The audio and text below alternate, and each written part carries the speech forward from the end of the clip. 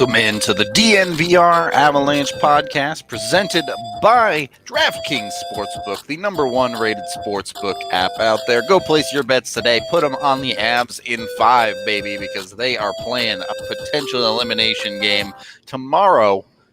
Before we get to that, though, we have today's show to do. I'm Nathan Rudolph. He's AJ Hayfley. We wanted to talk a little bit about kind of all the other news going on, both Avs related and non-Avs related right now. Obviously, the biggest topic as concerned to the Avs outside of playing actual hockey. On August 15th, both prospects Cam Morrison and Dennis Smirnov were set to become free agents. Smirnov still unsigned as far as the NHL is concerned, but Cam Morrison ends up signing an NHL contract with the Chicago Blackhawks. A little bit of a surprise for you, AJ? That it was Chicago. I'm not surprised that other teams had an interest. He was sort of an odd organizational fit from the moment he was drafted. Yeah. And then really, as the Avs beginning in 2017 really started to develop kind of an identity for what they wanted to look for in the draft, he became more and more of an outlier in the organization, where I think they've made two picks in the last several years that the second that they were made were kind of like, what? They were very odd. Morrison and both Josh Anderson. I think you can probably throw Steinberg on that. Steinberg was different. Like, right. Steinberg was like, they drafted him too high. Not a stylistic thing. Yeah. Anderson and because you remember when they drafted him, he was coming off a broken back. Yeah. And they used a third round pick on him. So it's been sort of, and Morrison was like the big body that could shoot, right? Coming out of the USHL at the time. They were really looking for a goal scorer and watched Alex DeBrincat go one pick earlier. So yep. And now Chicago ends up with both DeBrincat and Cam Morrison. So I guess they win 2016. For Cam with the Avs, it just felt a little too slow. If his development path was 2 years in college and out, he's joining the Avs in 2018. He's adding, he'd probably be in the AHL, but still, he's adding depth to a lineup that hasn't been fully fleshed out yet. They would have just gotten back to the playoffs. Yeah. Instead, his development in the NCAA almost entirely stagnated across his career. You and I have talked about this before. Yeah. You took any year of Cam Morrison's career at Notre Dame, you wouldn't be able to tell me which one is which just by looking at the stats. Normally, you could tell that there's normally a trajectory, at least in a box score trajectory for a guy in his game. That never really happened in Morrison's career. And when you were actually watching him play, you just didn't ever really see year to year. If you sat down and watched him as a freshman and you sat down and watched him as a senior, yep, there's not, the more mature, more filled out, a more polished game. But overall, it's very much the same thing. Still doing the same things out on the ice. Yeah. Yeah. And it's fair to wonder how much of that was Notre Dame not asking him to do a whole lot. It's a fair question. We'll never really know the answer. But the reality is it was sort of an odd fit. They didn't offer him an ELC. And this was a situation where they got not really screwed, but it was an unfortunate with COVID and the offseason getting pushed into October. This was supposed to be something where the Avs had already figured out all of their contract situations. Right. They made their AHL signings. They did all the stuff that they're going to do in the offseason. They made all those decisions. They knew what their contracts look like for the next 3 years. They knew where their contract situation was sitting. They knew what the number looked like. They knew how many LCs they had room for. All of those things, those questions were answered. And, Morrison, it was, hey, maybe with Igor going back to Russia, that opens up a spot for him. That turned out to not be the case. They decided to wait, see how it went, see what his market ended up being. He found one. An NHL team gave him a job, and here we are. Honestly, and good for him, and good luck to him. We'll see how it develops. Obviously, if he goes on to be a 30-goal scorer in the NHL, this was a huge problem. Yep. This was a massive miss on their part. If he goes on to do nothing, then it was only a massive miss with the 40th pick. Again, right. It's this was they had a 3-year or 2-year stretch where they had picks 39, 40, and 40.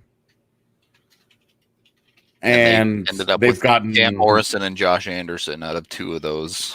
Well, they've gotten those picks, that was Milosh, Greer, and Morrison. Yep. And then they got 30 games out of Greer or something. Yeah. So, when we still talk about the development issues and the drafting issues and some of that, like, those problems haven't disappeared. Yep. That stuff still applies. The Avs have papered over their draft misses because of good waiver claims, good free agent signings, all of that. That's all good and well. They had the ability to do that because they weren't paying their stars any real meaningful money. That won't be the case in the future.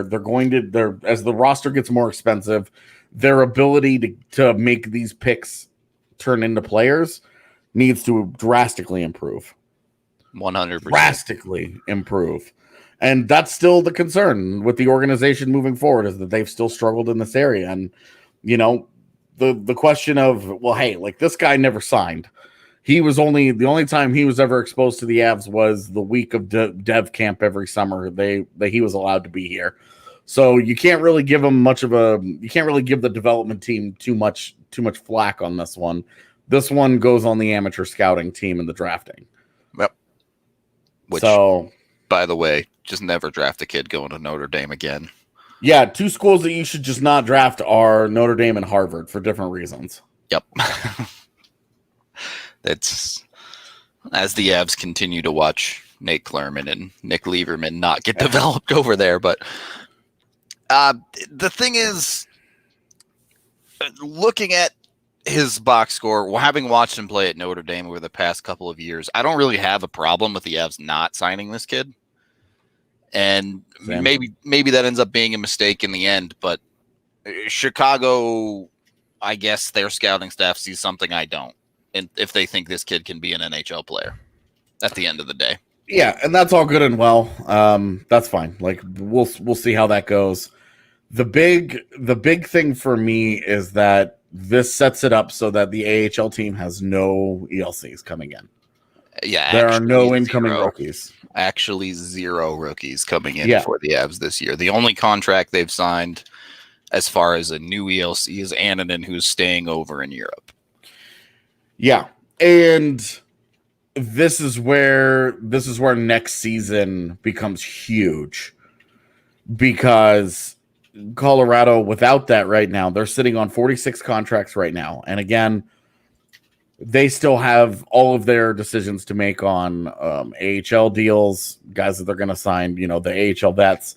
They're going to replace the, Mark Alts of the world. Yep. Those guys, Jason Magna, those guys are going to get replaced and churned out. So the big thing here is that next season, while there are 0 ELCs this year, next season is looking like the exact opposite. Yeah, there's going to be a bunch of contracts coming in, including this one. Nikolai Kovalenko has 1 year left. Right. And so this is we're just going to run down the list. Guys that they have to make decisions on next year. Yep. There are 4 guys that they have to make decisions on next year. That's Alex Bocage, Luka Burzan, Trent Miner, and Sasha Mutala. As of today, 3 of those guys are deserving of ELCs. I would say 2 certainly are going to get them. Probably 3. I think the Mutala and Bocage are locks. Yeah, I agree. And Burzan is on the fence, but I would say probably leaning towards giving him one. And then Trent Miner, we don't know. He's a goalie. He's a goalie. We'll see. With Burzan, I think he's probably earned a contract, but given the way they played everything with Sajin, it's kind of a wait and see type thing. Yeah. With Miner, he did not have a good enough season to earn a contract, so he has one more year to be the starting goaltender, and whatever happens, happens. Yeah, we'll see. Maybe he ends up. If he ends up earning a contract, they're in a very, very healthy position at goaltender. So those are the guys they have to make decisions on next year, or they lose their rights.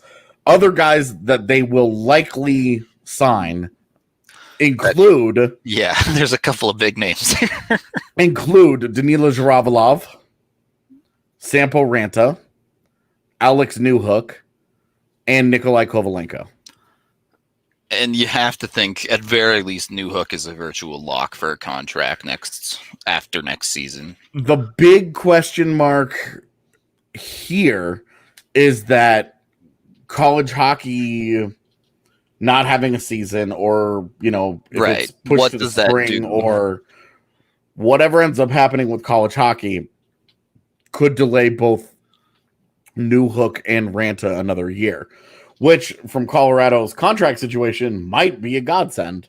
Yeah, as we're speaking, the Avs currently have 46 contracts out of a maximum of 50. Now, a handful of those will fall off at the end of the year. You've heard the rumors about Kamenev going back to the KHL. Mm-hmm. Barbario's gone. Connaughton's likely gone.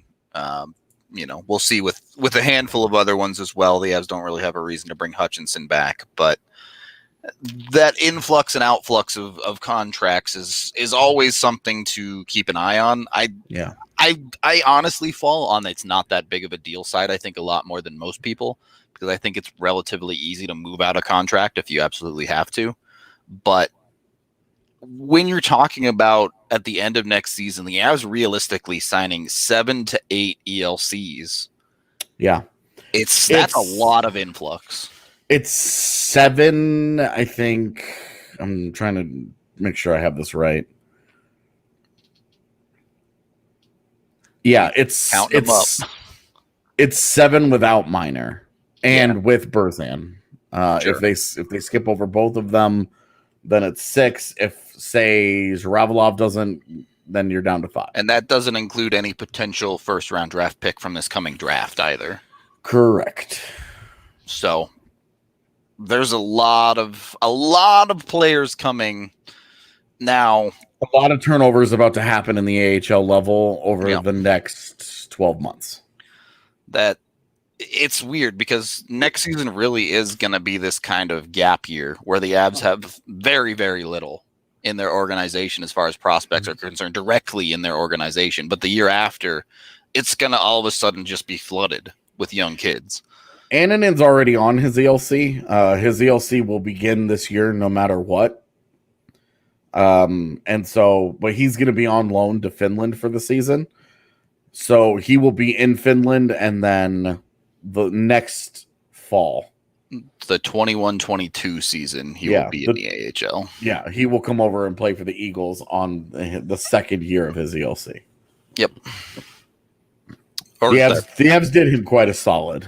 They did, indeed. They basically he gets to make whatever he's going to make playing in Finland, plus he gets the NHL signing bonus. He gets $92K in his pocket. Because why not? Yep. And he gets to burn a year off that ELC. So that's what you get when you ball out. It's a sweet deal for him, for sure. Because they could have waited another year to sign him, and they were like, "No, we love you." To have another year in Finland, and he has a good relationship with UC, so why not, right? Yep. And that's just the reality of the expected prospects there. Who knows? Yeah. If another couple of pieces end up hitting, or the Avs get lucky somewhere. Look, like they have a top pick in Drew Hellison that could have a great sophomore year. Yep. Whenever it gets played, that changes this. Tyler Weiss is going into his third season. You never know. You aren't expecting those guys to have big years, and then there's a whole draft class that they have to still bring in, where maybe the first round guy you're probably not thinking too much about, but hey, if it ends up being a European guy, what if they do take right in the AHL, and they're like, oh, okay, well we can either leave you in the DEL for a year, or we can we can play him now. So if there's no college season, and this is something that we've kind of danced around, haven't gotten into too much because we don't really, the status of it is still kind of up in the air. Very up in the air for sure. I would definitely consider signing Newhook and putting him in the AHL. I don't love that idea. I think Newhook's game itself is probably pro ready, but Newhook, the body, the 19-year-old, I think needs another year in a weight room, physically maturing, getting more strength and style of play where he can spend all week, every week, exactly weights. Like in a proper weight program that has a different emphasis than what you see in the CHL. It's certainly not one you're going to see in the AHL, where it's just a regular pro schedule. I don't love it with Newhook in the AHL as a 19-year-old. It feels like that's where somebody signs a Cale Kessie equivalent, and that guy takes Newhook's head off, and you're just like, I mean, look at this. Isn't always the case. There's always exceptions, but if you're talking about players that have successful AHL seasons, it's very often Europeans who are ready for pro hockey. Maybe not NHL hockey, but pro hockey. Mikko Rantanen, very big-bodied guy. Playing pro hockey, too. They understand what it takes to play against men already. And that's not to say that Newhook doesn't or can't, but there's a physical aspect, particularly to North American minor leagues. The physicality is very, very high. Yeah, it's a big jump even for the European guys to come over. Different ice size and all that obviously plays a role, but it's just a different world, and the jump for Newhook would be a lot. And I think we saw with Jost, one college year, junior A, BCHL, NCAA, NHL, it was a lot. Yep. And I just think that given that, I would be hesitant to sign him, and I would rather be patient and maybe if it takes him an extra year, maybe there's no college season and he doesn't play anywhere this year, and he doesn't, what would have been his junior year instead ends up being. That would be a little bit disappointing for me. I mean, I think he should play somewhere, just not necessarily on an Avalanche contract. Yeah, like if it gets to that point, I'd prefer he go to Europe. Right. Like go play in the NLA would be ideal. Go play in an offensive European league and just tear it up, basically. Yep. Do not go and play in Sweden. Yep. Don't play in that sludge. Yeah. But yeah, we can take our first period break there. We got to acknowledge Green Mountain Dental Group, help all those prospects getting their teeth taken care of. We all know hockey players get their teeth knocked out all the time, but we had Lindsay, our sales manager, head on down to Green Mountain Dental Group about a month ago to get her wisdom teeth removed, and she said it was one of the best dental experiences of her life. They take care of you top to bottom, even send you a postcard every time you need to come in for a checkup and get your teeth cleaned. And when you schedule a cleaning, x-ray, and exam, you'll get a free Sonicare toothbrush. So sign up with them today. Get in there. Get your free stuff. They're just 15 minutes from downtown Denver in Lakewood. So super easy to swing by and get it done. And, of course, we have DraftKings Sportsbook, the #1 rated sportsbook app out there. You can bet on literally anything when you download the DraftKings Sportsbook app. I was looking today. You can bet on each individual pitch in a baseball game if that's what you're into. If you want to bet on it, you absolutely can. You can bet on the Avs winning the Stanley Cup. You can bet on whoever you want, whenever you want, any sport under the sun. Table tennis, they got it. NASCAR, they got it. Whatever other crazy sports games out there. Pickleball, they probably have that too. So jump on it. Take advantage of their odds boosts, which they have different ones every single day. You can win a ton of money. Sometimes the odds boosts are basically just them giving away free money. So jump on it again. Download the top-rated DraftKings Sportsbook app now and use code DNVR when you sign up. For a limited time, all new users can bet $1 to win $252 on this weekend's main event. Nope, sorry, that's last week's read. You missed out on that one. That was for the UFC over the weekend. Hope you took advantage. Chance to win $250 on $1. For this week, all users get a free $10 bet, placing a bet of $20 or more on all first round playoff action. Doesn't matter if it's NHL, doesn't matter if it's NBA. You bet on the first round, you will get a free $10 bet on a bet of $20 or more. DraftKings Sportsbook is going all out by offering a $10 free bet when placing a bet of $20 or more on all first round playoff action when you use that code DNVR to sign up. Must be 21 or older, Colorado only. Other terms and conditions and restrictions apply. See DraftKings.com/sportsbook for details. Gambling problem, call 1-800-522-4700. Second period of the DNVR Avalanche Podcast presented by DraftKings Sportsbook. So we kind of talked about the wider scale of what's going on here with the Avs prospects, how they do have to manage contracts and all of that a little bit. Yep. We started getting into it with Newhook about, look, where are guys going to be able to play next year? That's a little bit up in the air. Someone more pertinent to the Avs and maybe someone you're looking at doing something with a little bit more short term, given that he's not in the bubble. He's not going to play NHL hockey until December at the earliest. We've seen Filip Zadina get loaned to the Czech League. Today. Yeah. We've seen a handful of other European players go and get loaned to European leagues.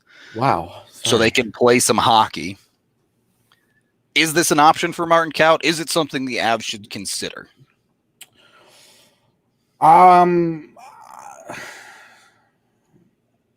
So I'm of two minds here. One, if the Czech season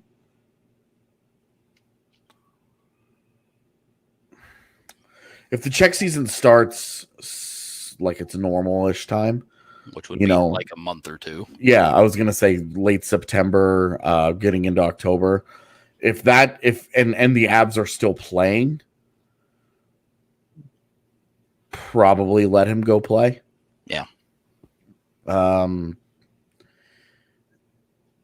If they're not, if for whatever reason it gets delayed until like November, then no. I wouldn't, but at that point you're talking about training camp for the NHL starting. Exactly. So, and I'm of the opinion, look, the only reason they valued the ELC the way that they did is because they think he's an NHL player for them in the next season, right? Right. That's the only reason that they would value the ALC the way that they did. Yep. They were so protective of that third year being cheap is because they are planning on him being on next year's roster. Mm-hmm. I agree. That's the only way that makes sense to me. And not even they go into camp with you got to earn the job. I think he did. It just, he just earned it 6 months too early. Right. He earned it at the end of a call at the end of a season where they had a ton of injuries in a call-up stint instead of in a training camp. But I mean, that's the other side of this coin, right? You're asking a guy who you believe earned this job, but come December, he will have not played a professional hockey game in 8 months, 7 months. Yeah. He'll have practices, sure, but he won't have played at game speed in a very, very long time. Right. And he's facing some of those challenges that, the teams that were eliminated, the 7 teams that didn't get to play at all. Yeah. Got to play draft lottery and that's it. Yeah. That's like he would be facing some of those challenges. If you go and you let him play in the Czech League and he's playing since in September and you try and make a deep cup run and he's going to be part of your team, you're running a very real risk of that dude running out of gas in the postseason. Yeah. That's where I'm also like, maybe you just say no. We're planning on this guy being on our NHL team. We're going to have an odd schedule this year. We're going to need more hands on deck because we're going to have a more grueling schedule, which always means more injuries, which always means we need more guys ready to go. And we're planning on going deep in the postseason every year. We can't have this guy running out of gas on us. Yep. There's no other option for the Avs. Martin Kaut's ELC burns a year next year, no matter what. Starts no matter what. Finally gets going and whatever, right? Yep. And so I think, and I've said that I think he's the natural Matt Nieto replacement. He's the reason you let him go in free agency. Yep. He's built to be that defensive side of the puck type guy in your bottom six. That sure he can't skate like Nieto, but he's going to help you lock things down. Obviously, in his call up, he showed he has the offensive ability as well. So yeah, he scored 2 goals in 9 games. Yeah, so he made it real easy to just drop him into the lineup. And how clear are the rules on loaning there? Because there was a bunch of stuff swirling around about what you can and cannot do. What do you mean? What can elaborate? I just haven't kept up with it, so I'm sorry if this is wrong. But at one point they were talking about how the 8 teams who were eliminated could loan their players to European leagues and get them back. But there was talk about some teams not being able to get their players back. I don't know what the final decisions were on any of that. As far as I know, if you want to loan a guy, you can loan a guy. Yeah, it was all rumor and mess back then anyway. So that might be something where I reach out for clarification from the league later today, and I get back to you on that. Sure. Just curious, because if it's like, oh, Cout's gone for the year, it's like, well, they're definitely not doing that. Yeah. I know that draft prospects. Yeah, that's when they start their season. So like the Lucas Raymonds, those types of Alexander Holtz, when they start they're not allowed to. They're done. Yeah, they've made their choice. Yeah, their rookie seasons will be next fall, which is going to set up for an insane rookie class. Yeah, that's the. I mean, who Laugh's going to make the jump immediately? Yeah. Do you think Stützle probably does?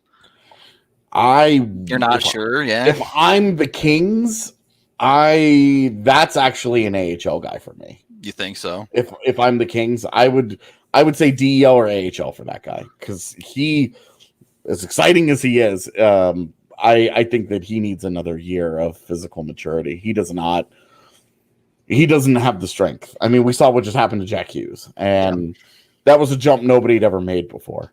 Yeah. And also, he's a very tiny little dude. I think that with LA, no rush. They and one more year of them potentially just kind of kicking. It's not like they're about to compete or anything, yeah. Right, like one more year of them kicking the bucket and getting another top 5 pick, and then all of a sudden they flip the switch with Stützle and Turcotte and Akil Thomas. They end up with Bjorn Foote, and the embarrassment of riches in terms of prospects they're sitting on right now, and they're about to add to. So, I would anyway. Not the point. No. Point is, going to be some interesting decisions made on where players end up playing next season. Yeah, and I think development, it's going to really just add another layer of challenge for teams, because, if they're already in pro hockey, you just kind of keep doing your thing. Yep. The AHL has already said that they want to try and more or less mirror the NHL season for its schedule to make it lines up and it's good for the league. It makes sense. That's good business. Yep. The European leagues are like, we don't have any of your social problems, so we're just going to do what we do. Just play when we play. Yeah, exactly. Yep. So they're in that advantageous situation where they can just do whatever they want. True enough. And they'll probably end up with more talent than normal, because guys are looking for jobs and they don't necessarily want to wait until the uncertainty of an October free agency. Yeah, that's true. Plenty of rumors already circulating about contracts in place one way or another. Yeah, you have the Kamenev rumor, Barbario and stuff. We saw last year we had Sven Andrighetto. I had to ask him about it in the first round of the playoffs. Yep. So it's going to be wild seeing players go all over the world a little bit. I would like to say it was funny how Sven Andrighetto told me he knew nothing about that contract and then turned around and signed with that exact team like 2 months later. I don't know what you're talking about. Sign it over here. Like, huh. Interesting. Okay. Interesting. Because when I asked him about it, he was like, I don't know what you're talking about, AJ. And I was like, are you for real? Do you not actually know what I'm talking about? Or is this like one of those like, I don't know what you're talking about, AJ? And it turned out to be the second one, but it was still pretty funny. Well, I'll drink to that, as it's time to acknowledge Breckenridge Brewery, the official beer here at DNVR. You can, of course, try 8 different ones on tap down at the DNVR bar. Or if you want to order in, you can always use an app like Drizzly to get your beer delivered. Head on down to your local liquor store as well. They got you covered. You can go to the farmhouse down in Littleton to get it straight from the source and use code DNVR to get $5 off a meal when you pick up. But they have a beer for everyone, whether it be the Vanilla Porter Jr., the Strawberry Sky, the Avalanche Amber, the Raspberry Wit, many, many others as well. They have you covered. Love Breck Brew. They're my favorite beer in the world these days. Wouldn't have known that without DNVR. So thank you for that. Third period of the DNVR Avalanche Podcast. Couple of conversations I want to get into more pertinent to the Avalanche playoff run. First of all, Dallas is leading Calgary 2-1 in the third period with about 10 minutes left right now. That series is currently tied 2-2. On the other side, St. Louis has come back from a 2-0 deficit in the series to even that one up. The Avs' possible opponents in the second round are Dallas, St. Louis, or Vancouver, depending on how things shake out. Do you just say, give me Dallas if you're the Avs at this point, so you don't have to potentially play St. Louis? No. You're confident? I say, give me whoever. I don't care. Not worried? If you're so worried about their second round matchup, it's probably not a cup team. That's fair, but I would also say, when you're looking at those 3 teams, the one that you're least likely to come out fresh after the series is St. Louis. Dallas isn't great. I think a little bit less of a penchant to get into a really grindy, gritty series where people get hurt, people get exhausted. And then Vancouver, I think, is the best of the 3 as far as the Avs are concerned. But I think Vancouver would be fun. Yeah, Vancouver would be the opposite, right? Dallas and St. Louis are going to grindy games no matter what. Vancouver would be just wide open. I think Vancouver would be the same thing as Arizona, just the different style. They'd try to play offense at least. Yeah, like they would only play offense. Right. And rely on their goaltender, whereas Arizona is, I guess you could say only, I don't even really want to say they're. It's so weird to me. We're giving this team credit for all they're doing is playing defense, and they're giving up a billion shots a game. After what game 3, it was like, you got to give them some credit defensively. And it's like they gave up 51 shots on goal in regulation. Give Kemper some credit at least, but like, what the hell are we talking about? I don't remember anybody giving the 2010 Avs credit for giving up 51 shots on goal. I just remember Craig Anderson not giving up any goals and setting an NHL record, and it being like, oh my God, this is insane, because the Avs only had 17 shots on goal or whatever. And it was like, nobody gave the Avs credit for being great defensively, because they weren't. They were getting caved in. Yep. Trying to pretend like Arizona's been good defensively this series is insane to me. Which kind of leads us... They're giving up an average of like 35 shots on goal per game. It's not a good defensive team across an NHL season. That'd be one of the worst. Yep. And that's our next topic here is Game 5. We talked about it a little bit after the Game 4 win, but this is going to be a tough game for Arizona, I think. Yeah, and look, we have somebody in the chat asking about Nemesnikov. If he's ready to come back, you drop him in the lineup. Not hard to drop him in right now. Has he been great in this postseason? No. Has he been great in the postseason in his career? Not really. If you want to have that hard conversation, you have to think about sitting Belmar. The only thing, you and I can agree on that point. Coaching staff won't. I know, but I'm saying Joe has a goal, Nieto has a goal. Well, and like Jost has played really well. He has. And I just don't, for Nemesnikov, it's like, look, dude, I would take out Donskoy before I took out Jost. I certainly wouldn't take out Jost if that was an option. So it is what it is. They have to sit somebody if Nemesnikov is healthy. Has there been anything announced on that? I have not checked media stuff today. Honestly, I've had other stuff going on today, and then given that it's the bubble, the assumption is just they're not going to tell us anything anyway. So and we can't even get accurate lineup updates from the teams themselves, tweeting them out 10 minutes before puck drop.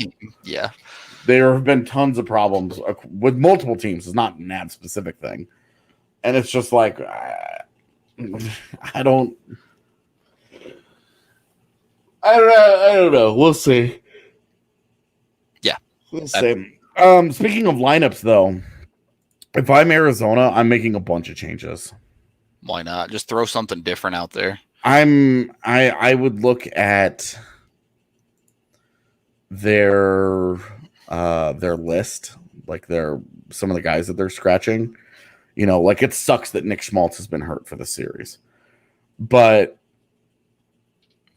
look at the dudes letting Cale Makar go 133 or 100 to 33 in Corsi and say someone that can go forward with the puck, get on the ice. Like why not put Barrett Hayton in? Why not put Victor Soderstrom in? Yep. You have nothing to lose, right? You know what you have is not a recipe for success. Maybe even a guy like Capobianco instead of like an Osterley. Or if they're healthy. I don't know about the health status of some of these guys, but like a Lyabushkin. Why not look around and try to get a look at some guys that maybe can help you out in the future. Yep. Like Jordan Osterley, or Alex Goligoski's 35 years old. And got walked yesterday. So. Right, and like had a terrible game. Nicholas Hjalmarsson had a terrible game. Osterley can only get bodied for the record so many times. I don't actually know if Soderstrom's even there. I just know he was listed on their bubble roster, so that's the only reason I'm saying this. But like Barrett Hayton, Victor Soderstrom, like those are two of their last top draft picks. Yep. That's 2018, 2019 draft pick, first rounders. They drafted Barrett Hayton 5th overall. Like they should be giving that guy a look. Put him in the postseason. What does it hurt to let this kid, to actually go and play? You're in an elimination game. You're not winning the Stanley Cup this year. Like, let's be real here. Why not give that guy, let him get out there, little size, little speed, a little heart, some fight. You lost Nick Schmaltz. Why are you going down with, Michael Grabner and Brad Richardson and it just seems Carl easy. Soderberg. You throw those guys out there and you say, look, no pressure. We're losing this series anyway. Go out there and show me something. If we pick up a win, great. Then we'll just keep rolling you guys and maybe the miracle happens. But right. I just don't. And Connor Garland got hurt in yesterday's game. Why? Yep. Why not go with some of the younger guys? You have nothing to lose. Look at like Montreal has gone with Suzuki and Kokiniemi, and they're on the brink of losing, but this has been a great experience for those guys. They can use this as development on the fly, and they're not. They're going down swinging with 30 something veterans who are at the tail end of their careers. It doesn't make any sense to me. Yeah, and we had somebody in our comment section after the last game said, "Why not? Hey, the Avs are on the verge of eliminating.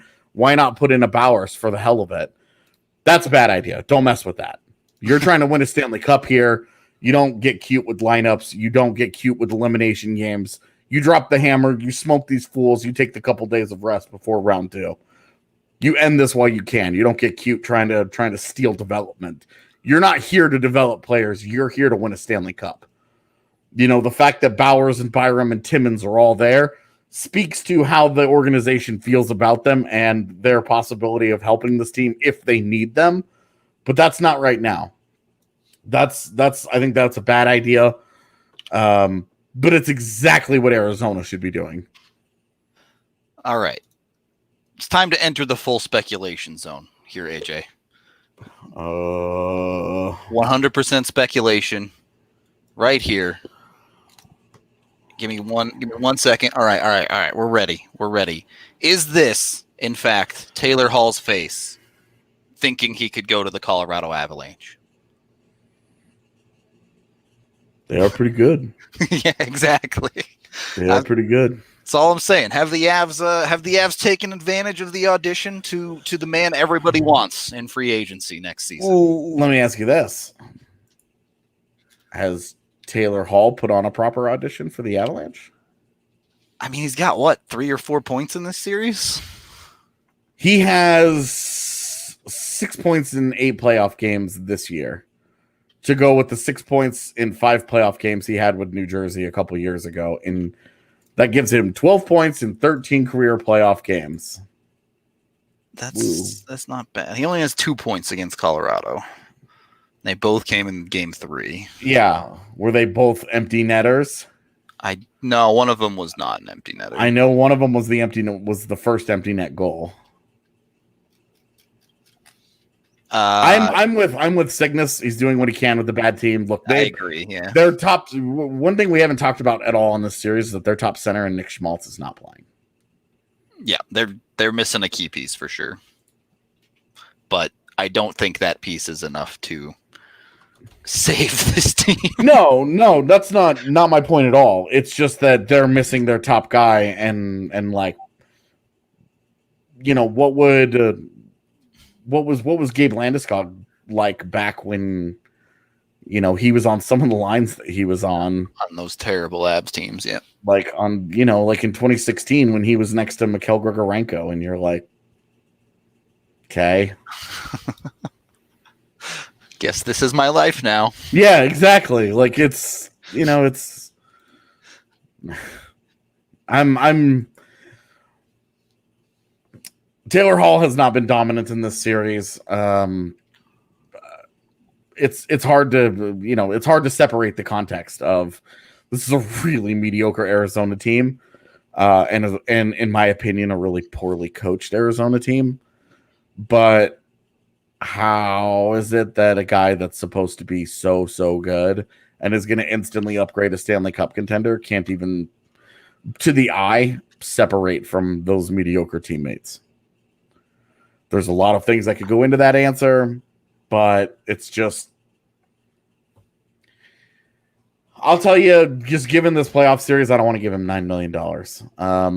Yeah, I'd give him 8. Sure. If we're splitting hairs on the millions of dollars, he's playing himself out of a little bit, maybe.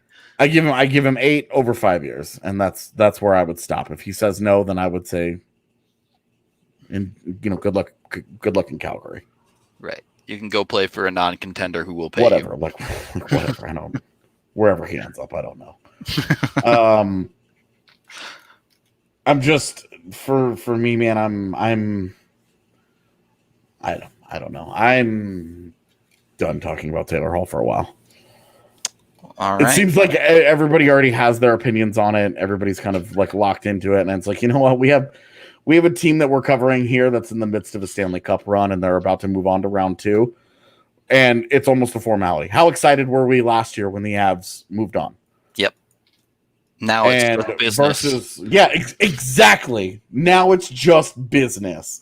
Eviscerating this poor Arizona team that shouldn't have even been here.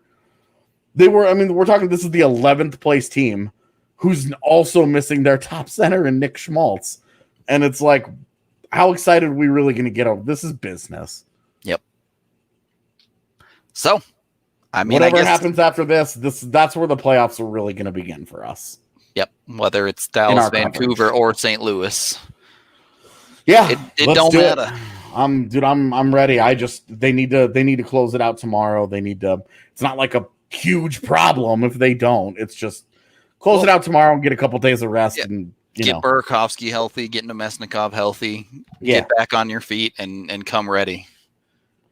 It's funny how quickly the shine came off of re-signing Nemesnikov after that round robin, where it was like, oh, you got to bring him back. He's been too good. And then this first round series with Arizona, you're like, oh. Okay.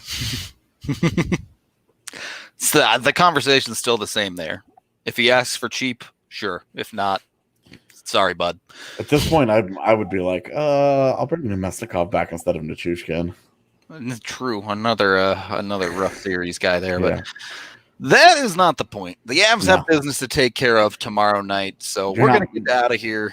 Don't make roster decisions based on 4 games. True enough. Before we bounce, hockey lost a legend today in Dale Hawerchuk. Yeah. And, not that any of his family listens to the pod, but the guy's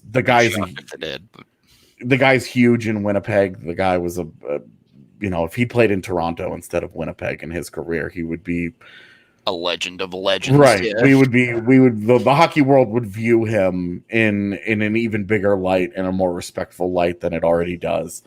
But that he was in Winnipeg and that he was always such an advocate for the Jets and Jets hockey. In which, that's a community that doesn't have very many, condolences to the family and all that. He was a beast, and the world is a little bit worse today because he's no longer in it. Yep. It's always tough when things like these happen, but hockey will soldier on as it is. And it's better. Yeah. It's a better a hockey world, than he found it. So, and he played a part in that, and that's great. So, just all love and respect to the Hawerchuk family, and good vibes all around for sure. Yep. Send the good vibes. We are out of here for today. Thank you everyone for listening, watching live, however you consume. Y'all know the drill. We will be back with the usual post-game pod after Game 5 tomorrow, and then depending on how that game goes, who knows what we have for the rest of the week. Maybe Free Skate Friday, maybe another post-game show. So tomorrow will determine that. Yep. Who knows? Until then, we will talk to y'all next time.